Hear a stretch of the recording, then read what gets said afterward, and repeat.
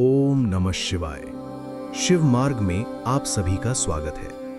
क्या आपने कभी सोचा है कि जब ये संसार नहीं था तब क्या था? ये सृष्टि कैसे बनी? ब्रह्मा और विष्णु कहां से आए? और स्वयं महादेव ने इन तीनों देवों की आयु और शक्तियों के बारे में क्या बताया है? आज हम शिव महापुराण के द्वितीय रुद्र संहिता के आधार पर इन गहरे रहस्यों को समझेंगे। चलिए महादेव के इस दिव्य मार्ग पर चलते हैं।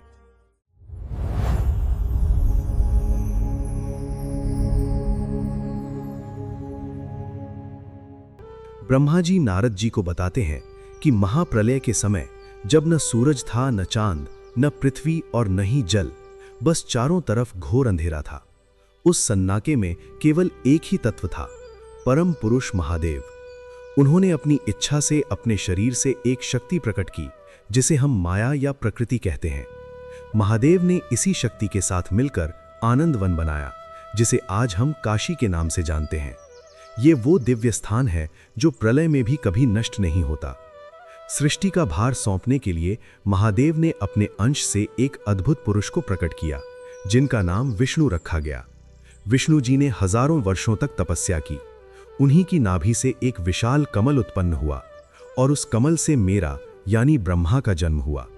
लेकिन माया के वश में होकर हम दोनों एक दूसरे को पहचान नहीं पाए और खुद को सबसे श्रेष्ठ मानने लगे। हमारे बीच विवाद बढ़ा, तब महादेव ने हमारे अहंकार को शांत करने के लिए एक दिव्य ज्योतिर्मय लिंग प्रकट किया। जब उस लिंग से स्वयं महादेव प्रकट हुए, तब हमें सत्य का ज्ञान हुआ। महादेव ने बताया कि ब्रह्मा, विष्णु और रुद्र ये तीनों एक ही परम तत्व के रूप हैं। उन्होंने आज्ञा दी कि मैं यानी ब्रह्मा सृष्टि की रचना करूं, विष्णु उसका पालन करें और रुद्र रूप संहार करें। उन्होंने अपनी शक्तियों सरस्वती, लक्ष्मी और उमा को भी हमारे साथ नियुक्त किया, ताकि सृष्टि का चक्र सही ढंग से चल सके। अंत में महादेव ने समय का एक बहुत बड़ा रहस्य खोला।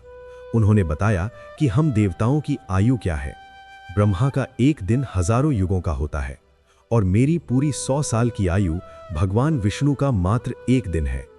इसी तरह विष्णु जी की पूरी आयु भगवान रुद्र का केवल एक दिन है।